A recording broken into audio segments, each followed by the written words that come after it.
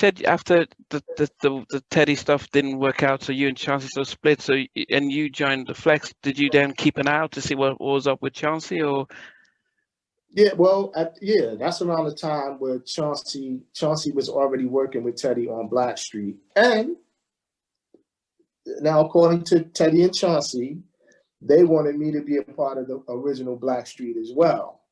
But I was already in the situation with Marley at Universal, so I couldn't do it if, even though they may have wanted me to do it, I was already obligated. Yeah. So, so they put Blackstreet together and blew up. So, I mean, going back, because, a lot of people we don't hear much about Marley Marl, this generation, even in the 90s, probably don't hear about him as much as those from the late 80s to the mid 90s would always know about. He was, Teddy gives him props about one of the people who really took hip hop to another level, especially with a lot of the LL joints and stuff. You worked with Teddy and other producers. What was Marley like in the studio?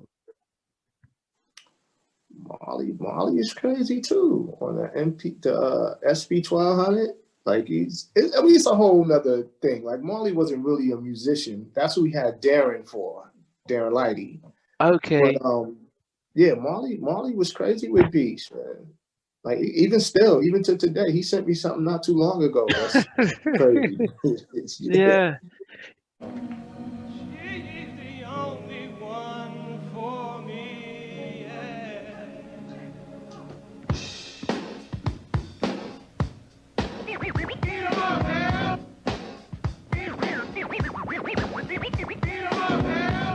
Everybody for coming down tonight. Now I want you to put your hands together and clap your hands, because we're gonna have a real good time. But first, we want to do this thing like Motown back in the days, remember?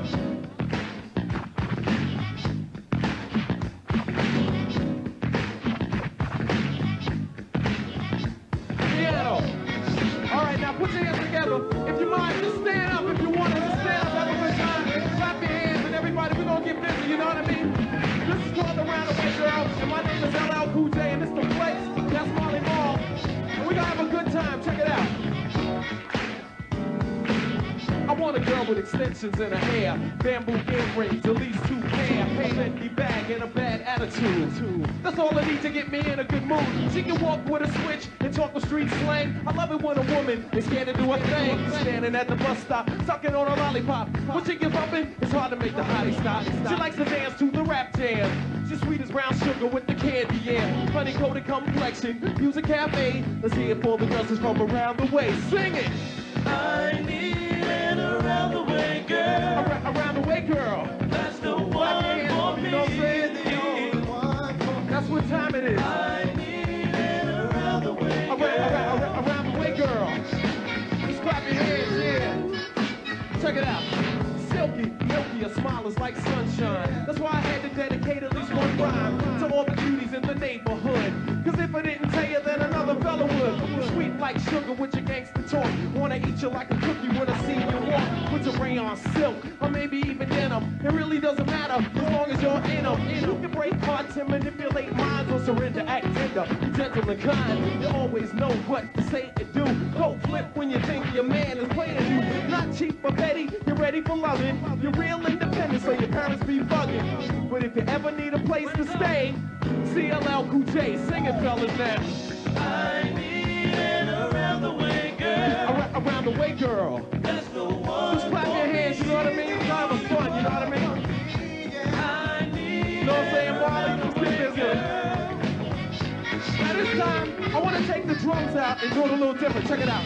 Perm in your hair or even a curly weave with your new edition Bobby Brown button on your sleeve. Say you come here, you say meet me halfway. This fella's been talking that yank all day. Around the way you're like a neighborhood Jew. All the homeboys sweat you so you're crazy cool. When you go in the summer with your biker shorts. While you watching all the fellas on the basketball court. Going to the movies with your homegirls crew. While the businessmen in suits are hawking you. Baby hair pumping, lip gloss is shining. I think you're in the mood for whining and dining. So we can go out and eat somewhere. We got a lot of private jokes to share. Lisa, Angela, Pamela, Renee, I love you. You're from around the way. Sing! I need an around the way girl. Around the way girl. That's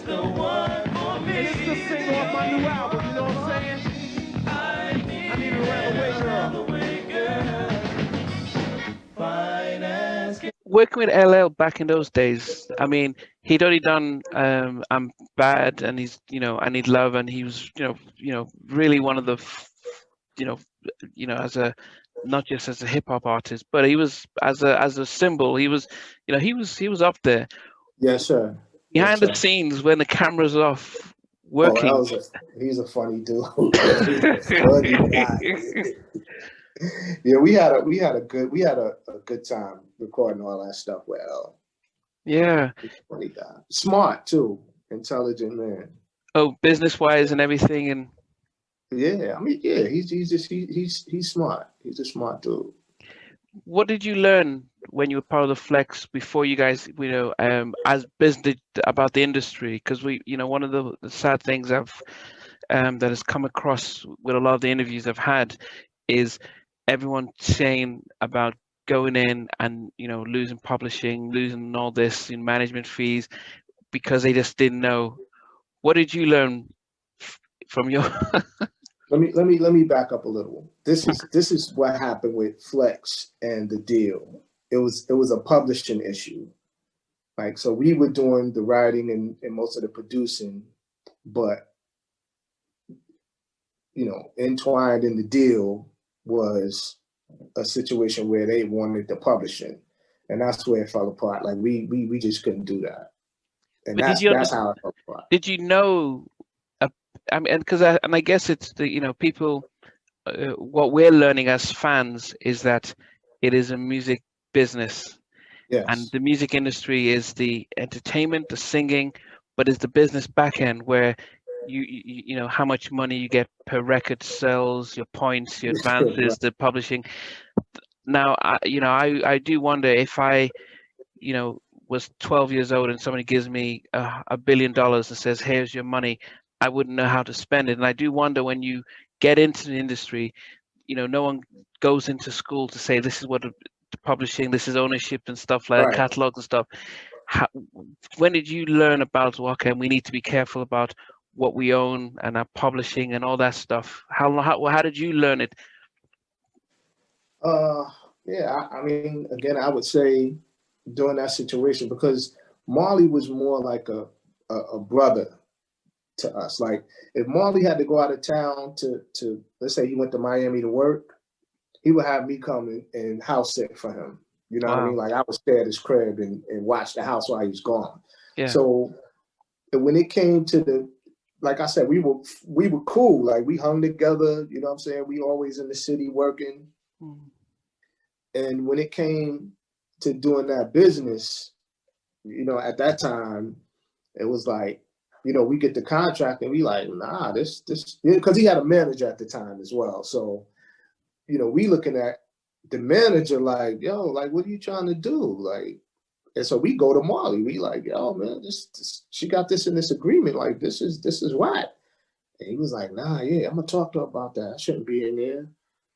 And so, the next time the contract came up, we saw the contract, it's still there. So we like, oh, Marley, man, like, what's going on here?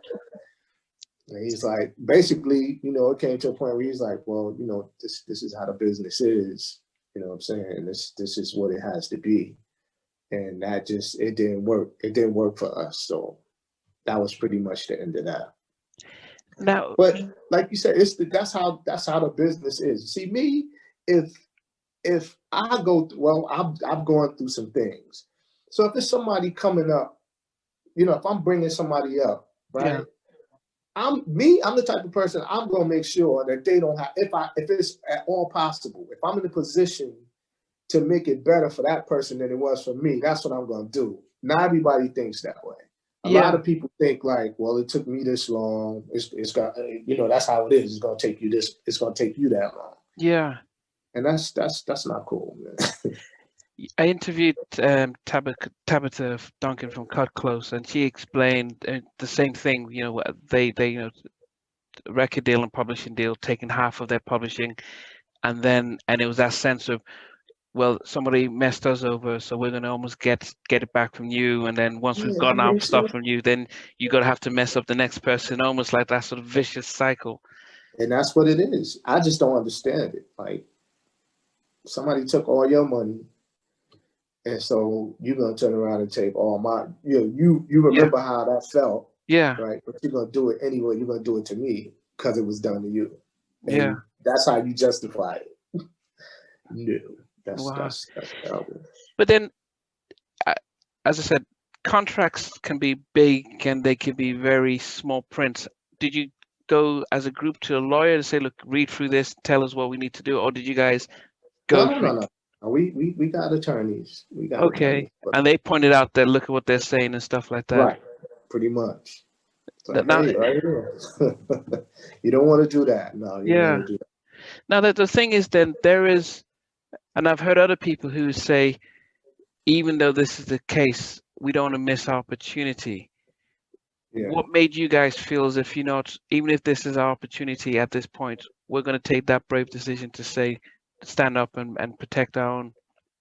Because the relationship, like I said, we were friends and brothers, you know what I mean? So moving forward, the whole relationship changed after that, because, like we're looking at this situation like, like we family, but it not everybody saw it that way. And that changed, that just messed up the whole thing. It messed up the relationship. Then what did you do after that then? After that, so when that sort of, the flex sort of fell apart, what did you then do? Did you guys just keep together? Well, we'll just produce people. Yeah, the flex didn't fall apart. The deal fell apart. Okay, to be as a group. Right, we continued to work on original music. Like I said, the writing and producing. And then, that wasn't going all that great as far as the deal situation. And then I got the call for Blackstreet while I was still in that situation. Yeah. Back in that situation, did you then think, well, this isn't too bad because, I don't have to be on the road. We have publishing we and stuff. Or did you then think, I still want to sing? Or what was your thinking? What do you mean, before Blackstreet? Yeah, before Blackstreet. Yeah, when the deal with Marley didn't go through, and so you weren't going to get to become a group, and you guys were doing production as a group, as a production group. Did you think, well, this isn't too bad? I mean, did you think about being a full-time writer producer? Yeah, I mean, honestly, I enjoy being in the studio.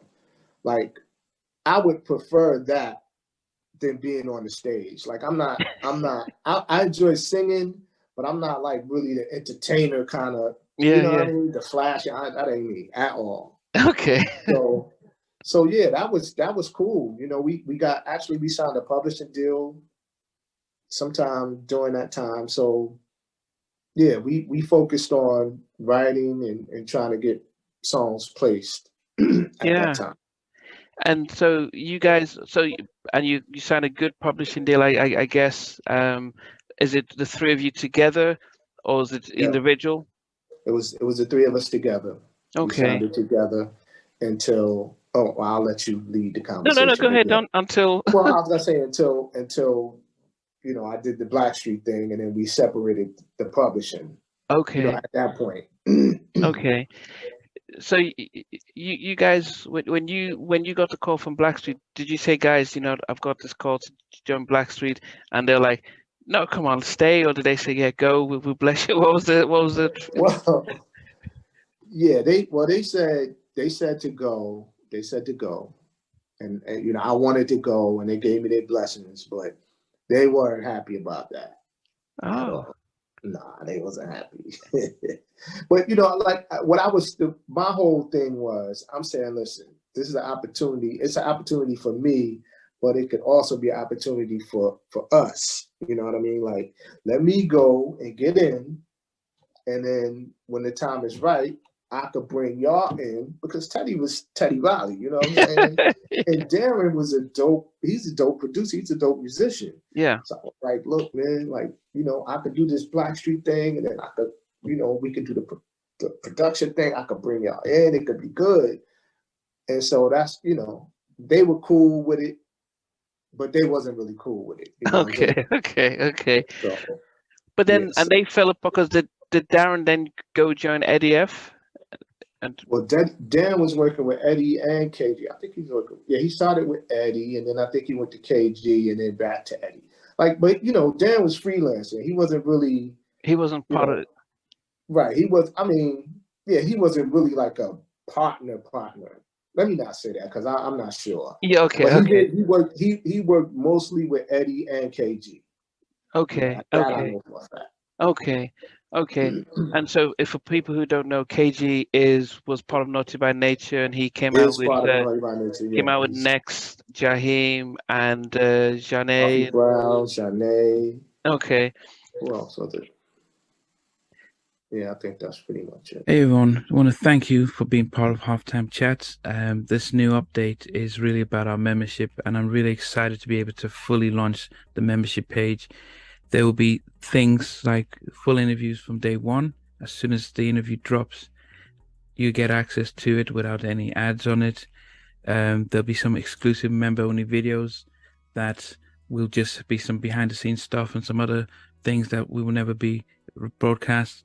For some members, you can be able to get actually 2 interviews because I do have a backlog of almost 7 or 8 interviews that I don't even know when I'm going to be able to broadcast them. So you're able to get at least some of those up front, and some just behind the scenes stuff, because there's a lot of stuff that goes behind the scenes that I have never been able to talk about or release. For everyone else, you know what, the videos will still be the same. Over a week or a week and a half or 2 weeks, depending on how long it is. So everything stays the same. Take care.